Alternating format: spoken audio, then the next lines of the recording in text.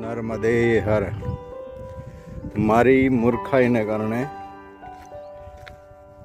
અહંકારને કારણે 2 વખત રસ્તો ભૂલ્યા પછી આ માતાજીના કિનારે આવ્યો.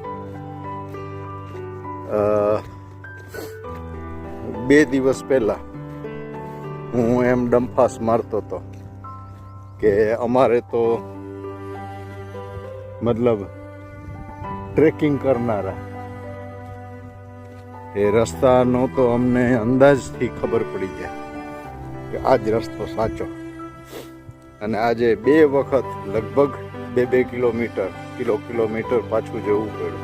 એટલે 4 કિલોમીટરનો ફેરો ખાધો. એટલે સાચા શબ્દોમાં કેવું હોય તો માં તમારા અહંકારને કેવી રીતે તોડે છે એ જયંતિભાઈ અને અમે સાથે હતા મહેશ્વરમાં. અને ત્યારે મેં ડંફાસ મારતા, કારણ કે ઘાટે છેક હલ્યાબાઈ ઘાટ સુધી, મહેશ્વર ઘાટ સુધી જઈ શકાશે એમ મારું કહેવાનું હતું. ને એ લોકો શંકા કરતા હતા.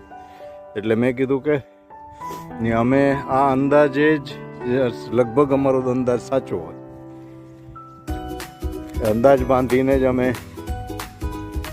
આવી રીતે આગળ વધતા હોઈએ. એક વખત રસ્તો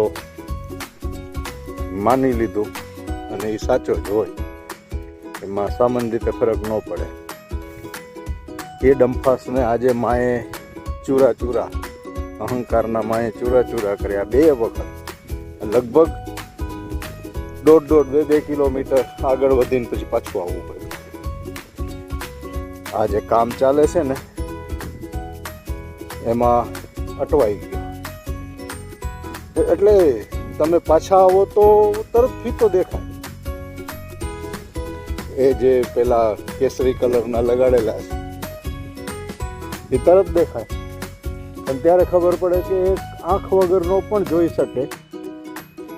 સાવ સામાન્ય કોમન સેન્સની વાત છે કે આમ તમે જુઓ તો ચાલતા તમને ખબર પડે કે આમાં રસ્તો ભૂલાય એમ નથી, આટલું સરળ છે. અને એમાં હું રસ્તો ભૂલ્યો છું. એટલે જસ્ટ એટલું કહેવા માટે જ. પણ હવે નર્મદા મૈયાના કિનારે આવી ગયો છું. અને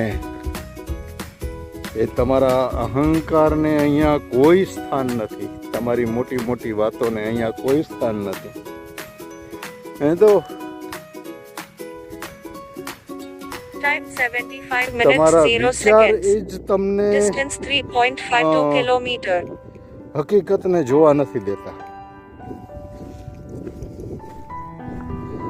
એવું ન બને. આપણે જે માની લીધું એ માન્યતા હકીકતને જોવા નથી દેતી.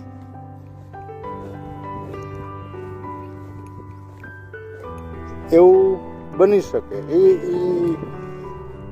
મને અહીંયા મૈયાએ દેખાડ્યું હોય. એ કઈ વિચારમાં ખોવાઈ ગયો કે માની લીધું મેં કે આમ જ હોય અને ચાલતો થયો. અને આપણી આખી જિંદગી એમ જ માનીને ચાલતા નથી. નર્મદે હર.